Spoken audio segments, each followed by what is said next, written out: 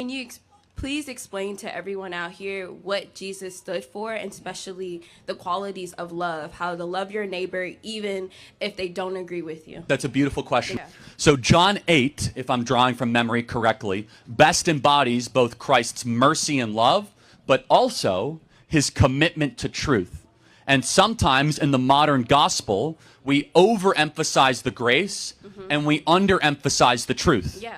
And so we are far too willing to say, hey, Jesus loves everybody, but we don't get to the second part of the conversation that says Jesus doesn't want you to live in sin. So this is, in John 8, it's best embodied, right? Almost every Christian in this audience will be able to tell you the first part of this, which is a bunch of Sadducees and Pharisees are standing around with rocks, and they're about to stone the prostitute woman. And Jesus comes up and says, let the first among you without sin cast the first stone. And everyone starts dropping the rocks. But what comes next shows that Christ is not just grace-focused, he's simultaneously truth-focused. He goes up to the woman who had a career in selling herself for sex and said, sin no more. Now, imagine today how much trouble you would get in if you would go up to somebody and say, stop sinning.